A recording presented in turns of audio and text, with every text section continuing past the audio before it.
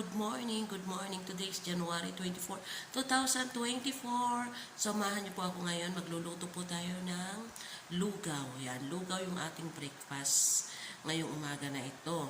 At bago tayo magluto ay maraming salamat po muna sa lahat ng aking mga subscribers, sa lahat po ng nanonood ng akin po mga videos, sa pagtsatsaga niyo po sa akin, sa mga kasamahan ko po dyan, sa mga kaibigan ko, sa mga best friend ko, sa mga totoong tao, yan. So, thank you po sa inyo, sa panunood niyo po lagi ng akin po mga videos. So, tara na tayo, magluluto na tayo ng lugaw.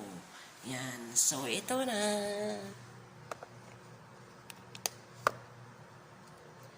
Ito na mga ma'am, yung ating lutuan. Lagyan na po natin mga ma'am ng oil. Yan.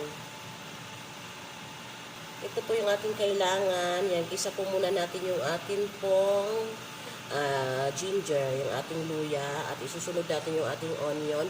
Yung ating pong garlic ay powder po mamaya.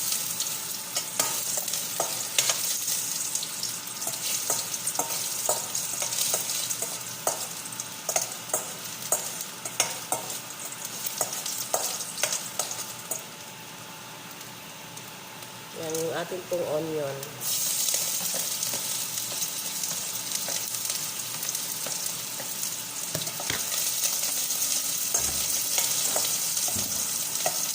Good morning.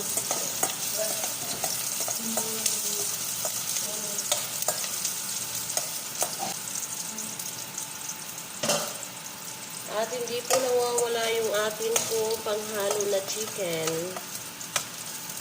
Lagyan na po natin.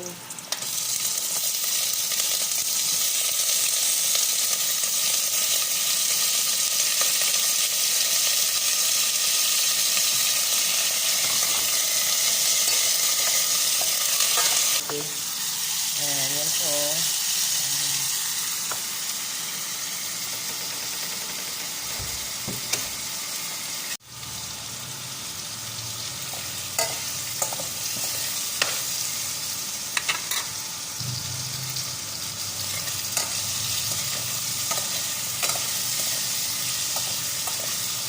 Yan, so lagyan na po natin ng tubig.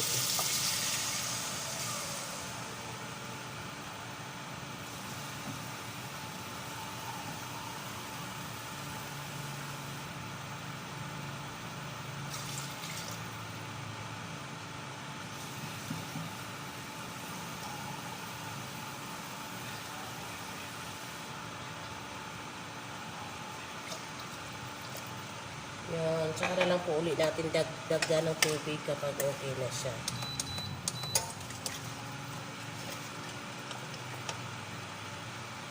Yun. At lagyan po natin ng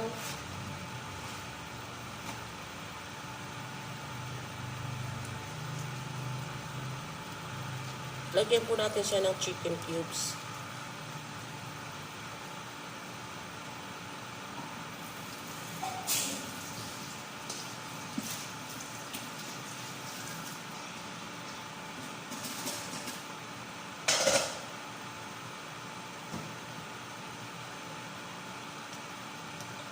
At lagyan din po natin ng salt.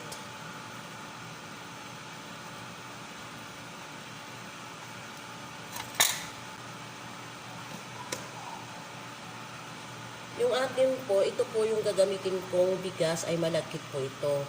Yan, so hinugasan ko po muna siya bago po ilalagay dito mamaya. Hugasan nyo po para po yung mga alikabok po mawala.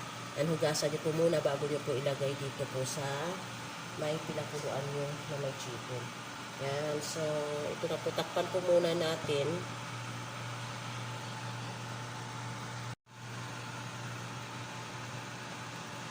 Open na po natin.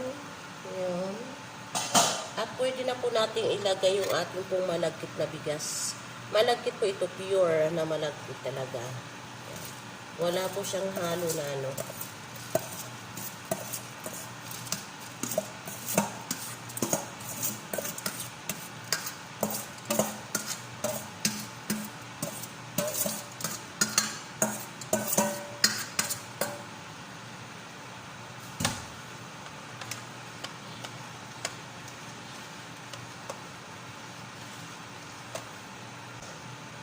Takpan po natin ulit.